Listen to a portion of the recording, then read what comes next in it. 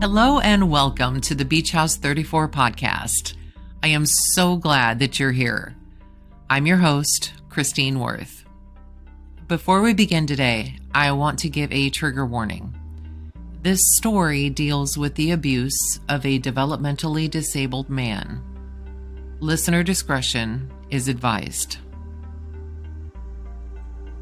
This is the story of Louis Buddy Musso, a kind-hearted, mentally challenged 59-year-old man who uprooted his life in New Jersey to move to Texas with a woman he believed was the love of his life, only to find out it was all a diabolical plan.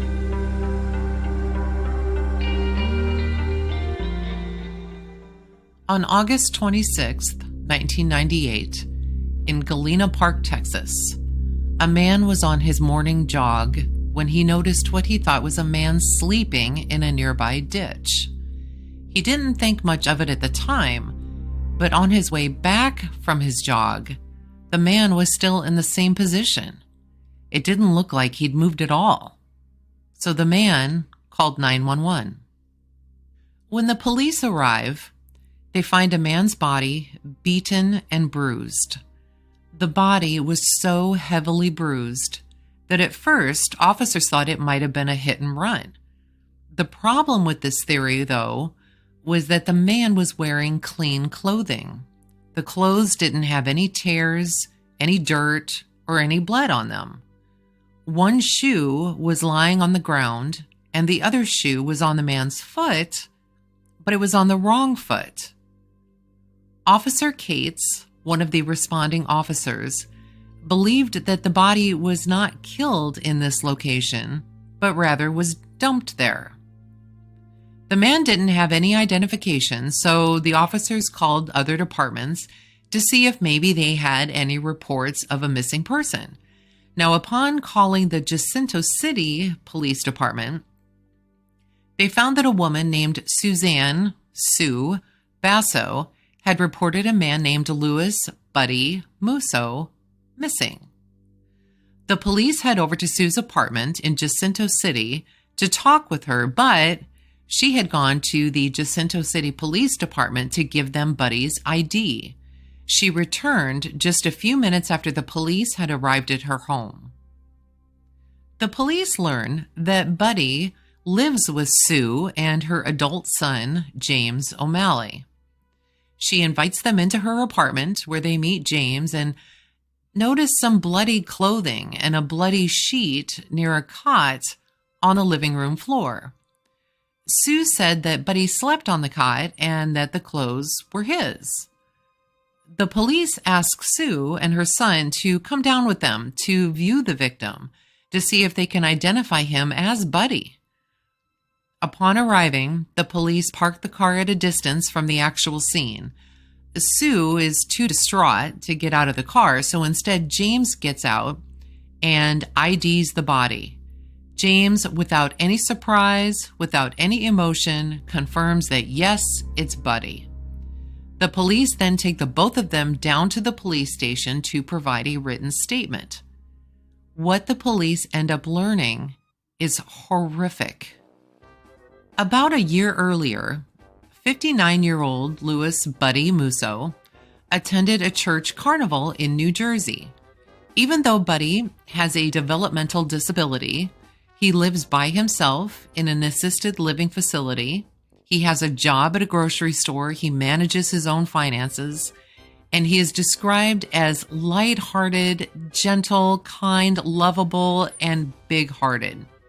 He likes to dress up like a cowboy and loves country music. His developmental disability means that even at 59 years of age, he has the mental capacity of someone around 7 to 10 years old. Other residents of the facility were very protective of Buddy. He had always wanted to be a cowboy singer, and he would often entertain the group with his own renditions of country hits he had learned from the radio. One of his neighbors said, quote, "He was so affectionate. If you gave him a little bit of attention, he became very attached to you." While attending the church carnival, Buddy met a woman named Sue Basso. She is there visiting from Jacinto, Texas. It's a Houston suburb with about 11,000 residents, and this is as of 2020. Sue is the mother of 2 children. One of them, James, who is grown, still lives at home with her. Sue and Buddy seem to hit it off, and they end up spending a lot of time together while at the carnival. Sue shows Buddy attention and even some affection, although it's never really disclosed as to what type of affection. This could have been a pat on the back or a kiss on the cheek, but whatever the case, Buddy believes that it is the key to a good relationship. Eventually, Sue had to go back to Texas. But after she had left, she kept in touch with Buddy. She continually asked him to move in with her. Every time he would get off of the phone with her, he would blush like a teenager and tell his friends all about his lady love. Jean and others at the facility were worried about the situation. Sue was grossly overweight and a good 15 years younger than Buddy. They didn't know why she was so intent on having him move to the Houston area. Now, Sue, she was previously from New York, and she was the youngest girl in a family of 8 children. While she was growing up, she was sexually and physically abused. Her uncle on her mother's side was Robert Garrow, a convicted serial rapist and spree killer who police had shot during a prison escape. She had met and married James Peake, who was a Marine. She had 2 children with him, a son, which would be James, and a daughter. During their marriage, Sue was incredibly promiscuous. She would often take her children to meet up with men. According to her daughter, quote, "My brother James and I were sitting at the kitchen table of a stranger's house while our mom was in the other room with a man." Their son James had been beaten and abused by both of his parents. In court, he stated, quote, "That's how I learned self-defense. My father beat the shit out of me." James Peake ended up getting arrested in 1982 for molesting his daughter, and he spent 11 months in jail in North Carolina. Now, while he was in jail, the kids were actually sent into foster care, but later ended up with relatives. It is unknown. I could not find any information as to why they weren't just back with their mother, but nonetheless, this is what happened with them. It wasn't until the early 90s that Sue and her children actually reunited, and they reunited in Texas. Sue changed her last name and her son's last name to O'Malley and created an Irish-American persona for herself.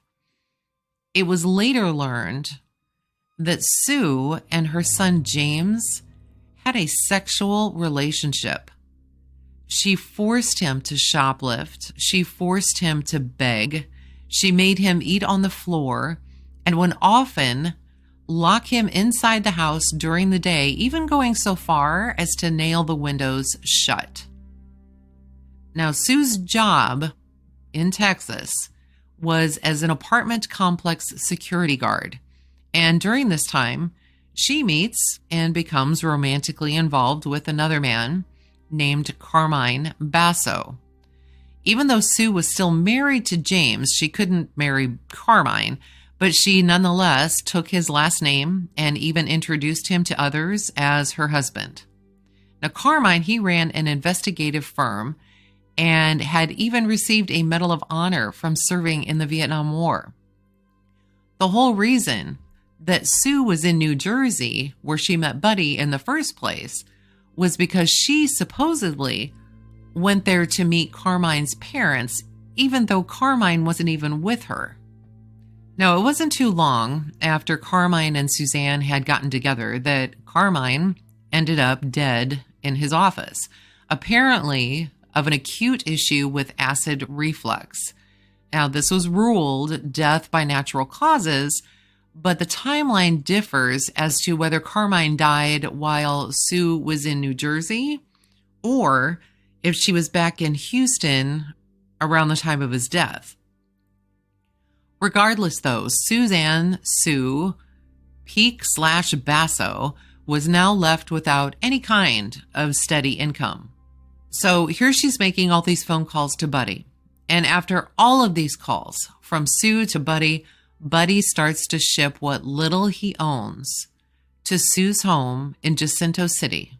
He even used his Social Security check to purchase a cheap engagement ring and a new set of clothes, country western clothes, a new hat and a new shirt and even new boots, specifically for the trip. On June 14th, 1998, Buddy leaves New Jersey to start a new life with Sue in Texas. He bought his ticket for a Greyhound bus and was sure to wear his brand new outfit that he had just bought. Now, when he got there, Buddy realized that it wasn't just Sue who lived in her home. It was also her grown son, James, and there were also frequent visitors nearly every day and night who were Sue's friends. There was Bernice Aarons, a woman who's slightly older than Sue, Bernice's daughter, Hope, Hope's boyfriend, Terrence, and Bernice's son, Craig. Now, 8 days after arriving in Texas, Sue had Buddy sign a last will and testament, which would leave Buddy's property and insurance benefits to Sue. Sue's friend Bernice, Sue's son James, and Hope's boyfriend Terrence all signed this document as witnesses. Now, a friend of Buddy's named Al Becker, and he's been his friend for 20 years, and he's also his Social Security representative. He tries to contact Buddy after he left. Al would call numerous times, and Sue, would answer the phone each time. Eventually, she wouldn't even let Al talk with Buddy. Now, Al started to become concerned for his friend, and rightly so, and contacted several agencies in Texas that he thought could help him, but he could never get any information about Buddy. In July, just a few weeks later, Sue tried, unsuccessfully I might add, to designate herself as a representative payee of Buddy's Social Security benefits. She also had created a life insurance form for Buddy, describing herself as Buddy's, quote, wife-to-be, and named herself as beneficiary. Now, during the time that Buddy was at Sue's, he was frequently handcuffed, sometimes at home, sometimes in the back seat of the car, while the rest of the group, Sue, Bernice, Hope, Craig, and Terrence, all enjoyed a meal at a restaurant.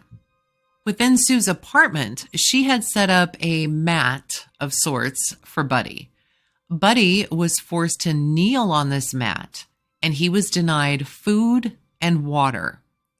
When he cried out, which he did frequently, he was beaten for doing that. He wasn't allowed to use the restroom, and after wetting himself, would be beaten again. If Buddy tried to stand or lie down, he'd be punished. In early August, one of Sue's neighbors ran into Buddy and noticed that he had a black eye and he had some facial bruising. She asked him if he wanted her to call an ambulance or the police, and he said, "No, you call anybody and she'll just beat me up again." On August 21st, 1998, Sue had to go into work, but she didn't want to leave Buddy in the care of just James alone. So instead, she took Buddy over to Bernice's apartment because she knew that more people would be there to watch Buddy. At the time, Buddy had 2 black eyes and several cuts to the back of his head. Within Bernice's apartment, Buddy was made to sit all day and all night on his knees on a red and blue mat. One of those mats that are similar to those interlocking mats that are used by children. And he was made to do this in the hallway. He had to sit with his hands on the back of his neck. On August 22nd, now this is just a day after he was taken to Bernice's apartment, a Houston police officer responded to a report of an assault. 3 men were in a field near Bernice's apartment. 2 of the men were making an older man run, quote, military style in the field. The 2 men were Sue Basso's son, James, and Hope's boyfriend, Terrence, and the older man was, of course, Buddy. The officer called Buddy over, and Buddy stated that he didn't want to run anymore. The officer also noticed that Buddy had 2 black eyes. Quote, the worst I've ever seen in my career. When the officer asked about his black eyes, Buddy said that he'd been beaten by 3 Hispanics and refused medical treatment. So what the officer did is he took all 3 of them to Bernice's apartment where they find Sue Basso. Sue tells the officer that she's Buddy's legal guardian. She scolds James for making Buddy run and comforts Buddy in front of the officer. Now, even though the officer had doubts, he left Buddy in the care of Sue. From the August 21st, until August 25th, Sue, Bernice, and James all went out to eat at least twice. Each time Buddy was taken along, but he was left in the car, handcuffed. At one time, when Bernice had gotten back to the apartment after she got home from work, Bernice noticed all kinds of blood on the walls of her apartment. She asked her son Craig about it, and Craig told her that Buddy had been beaten. Buddy pleaded to be taken to a hospital because he didn't feel well.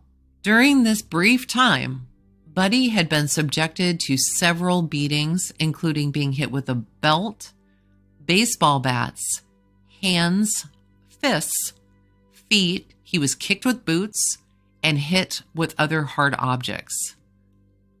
The night of August 25th, 1998, Buddy died in Bernice's apartment, just over 2 months after he had arrived in Texas. So once the police have Sue and James identify the body that was found alongside the road and they bring them into the station to make a written statement, they're placed in separate rooms. Now, at this point, they're not considered suspects. Sue was beside herself and often went into hysterics, claiming that she believes Buddy went and met with some Mexican women. James is telling a similar story. The problem is that from the distance and the position that James had viewed the body, there is no way he could have instantly identified who the body belonged to without moving to a different angle or coming closer to the scene. So the officer calls him out on this. Almost instantly, James begins to tell the truth. He says they didn't mean to kill him. He tells the police exactly what they did to Buddy, and even the seasoned police officers were shocked when they heard of the brutality that had been inflicted on Buddy. James then provides all of the details and names of all of the people involved, including Bernice, Hope, Craig, and Terrence. He further tells police that they can find evidence in a dumpster. The police locate the dumpster where they find a garbage bag, and in the garbage bag, they find Buddy's blood-stained clothing that was worn by Buddy at the time of his death, plastic gloves, blood-stained towels, and used razors. Once the police have the names of everyone involved, they head to Bernice's apartment. When she answers the door, they ask if she knew why they were there. She replies, quote, "This is about Buddy, isn't it?" Bernice agreed to have her apartment and her car searched. During the search, police found handcuffs, a wooden baseball bat, an aluminum bat, and pieces of carpet that had bloodstains on them. Within Bernice's car, they take the carpet from her trunk. All 4 of them, Bernice, Craig, Hope, and Terrence, are arrested. Bernice and Craig waive their rights and decide to give a statement about Buddy's murder. Bernice told the police, quote, Sue said we had to make a pact that we can't say anything about what happened. She said if we get mad at each other, we can't say anything. Terrence admitted to kicking Buddy and hitting him with a baseball bat. He said, quote, "The blows that killed Buddy are the blows of Sue hitting him with the vacuum and James constantly kicking him in the back of the head. I know he didn't die from us hitting him because he had been up and responsive."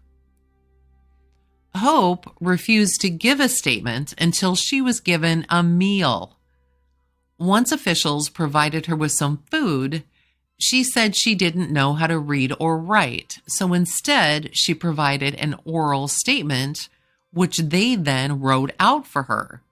When she was done, the police read the statement back to her to be sure it was all correct and that she agreed with every word.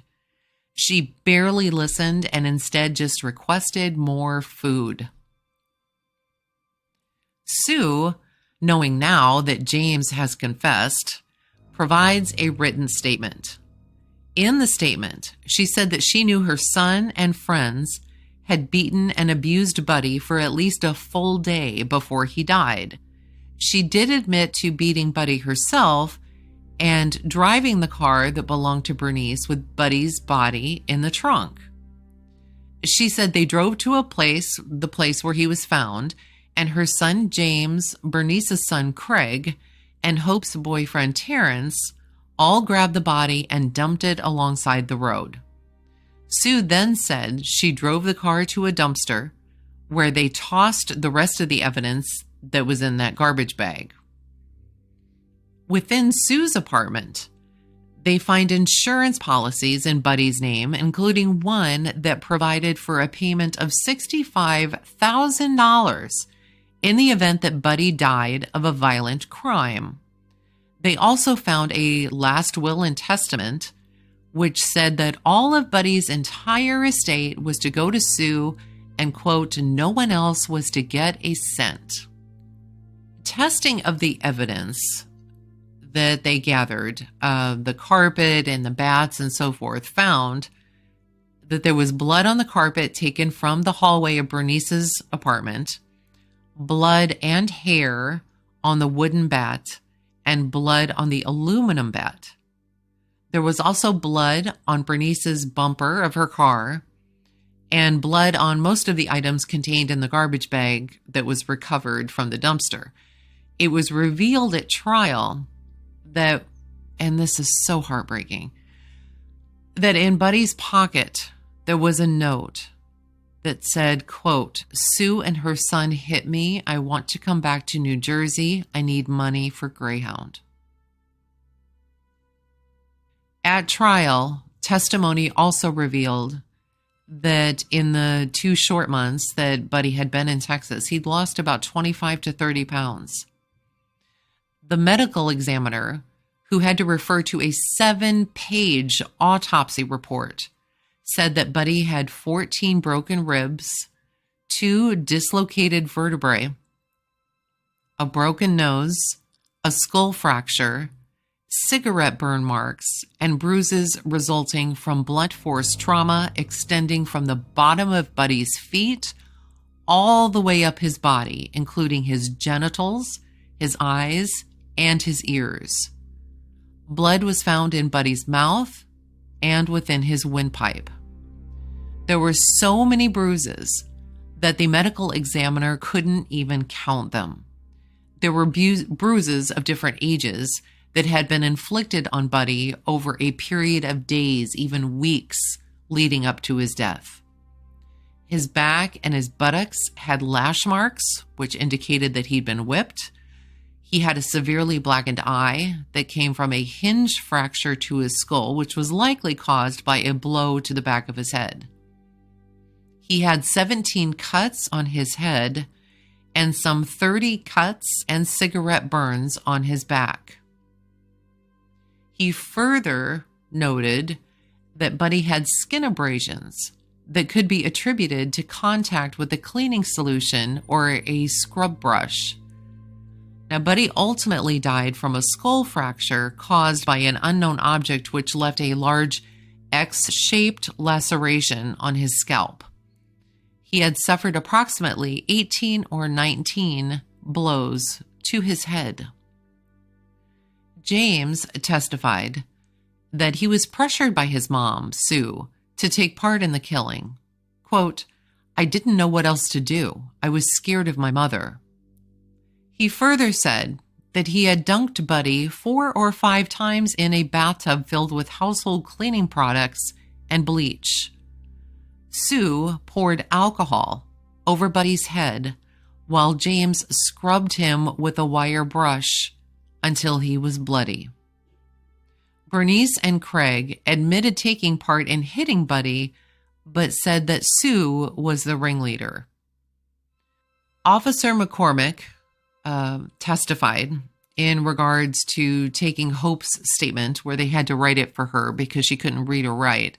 Quote, "Her statement made me nauseous and sick. She was calm, fine, like nothing was wrong. I was so upset I wanted to vomit, but all she wanted was another meal." Now, Sue, at the time of her arrest, she actually weighed about 350 pounds. By the time her trial came around, she was down to about 140 pounds. For her trial, she insisted on having a wheelchair and began to complain that she had paralysis, she had chest pains, she had stomach pains, she had mental problems. She also said that she had regressed to her childhood, and she even at times spoke in a squeaky little girl voice. So, of course, they appointed a court psychologist who made the determination that she was faking, and the trial judge agreed at a competency hearing that Sue was in fact capable of facing trial. Hope took the stand against Sue and said that she saw Sue beat Buddy with a belt, with her fists, and with a vacuum cleaner attachment. She also said that she would jump up and down on Buddy as he collapsed on the mat. Now remember, Sue, at this time, she was estimated to have weighed about 350 pounds. Sue, Hope testified, also said she encouraged James to kick Buddy with his steel-toed boots. At one time, Buddy asked James to stop, so James stopped. When he did, Sue asked him why he stopped. Buddy was moaning when he went down. Then she hit him again on the back after she hit him on the groin. At some point, Buddy asked Sue to please call an ambulance, but she refused. When Sue had to go to work, she told James to watch the others to make sure they didn't leave the apartment or use the phone. When Buddy asked to get off the mat, James wouldn't let him. When Buddy tried, James hit him. Hope said that Buddy was moving very slowly and was obviously in a lot of pain. In the end, at the end of all of this, all 6 participants were charged with capital murder. James O'Malley, Sue's son, got life in prison. Bernice got 80 years. Her son Craig received 60 years. Terrence got life in prison, and Hope received 20 years. Sue was the one that they wanted the most, and they wanted to make it a death penalty case. And they succeeded. Sue was convicted of capital murder, and during the penalty phase, Sue's own daughter relayed a miserable childhood. Her daughter said, quote, "There was sexual abuse, mental abuse, emotional abuse, physical abuse, any kind of abuse she could inflict." Once Sue was sentenced to die, her daughter spoke with reporters. Quote, "We got a victory. This is wonderful. Justice has finally been served. She's off the streets. She can't hurt anybody. Let the inmates kill her. I don't care. She was never a mother. She doesn't have any mothering instincts. She threw us away and left us out there to fend for ourselves. Now let her do a little fending for herself. I might just sit at home and pop a bottle of champagne when the lethal injection is given." Sue is executed on February 5th, 2014. Before being put to death, the warden asked if she wanted to make a final statement, and she said, "No, sir." That's it. That's all she said. As the drugs took effect, she began to snore, which became less and less audible, and then eventually stopped. She was pronounced dead at 6:26 p.m. Central Standard Time, 11 minutes after the drug was administered. And I personally can't help but wonder what time her daughter popped that champagne. As I read this story and as I read what happened to Buddy, my heart literally broke into a million pieces. We now know that, there are people out there who will do anything for money. This, however, is the lowest of low, the gunk at the bottom of a garbage can. If Buddy can come back as a ghost, I hope he haunts the hell out of them. But he's probably too nice to do even that. At the very least, I hope that the rest of them are all suffering like hell in jail. That's all for this episode. Thank you so much for listening. I cannot tell you how much I appreciate you. Be sure to check out the beachhouse34.com website. It has details and all of the sources for this story. And so does the Beach House 34 Instagram page, which you can find at Beach House 34 Podcast. So thank you again. Thank you.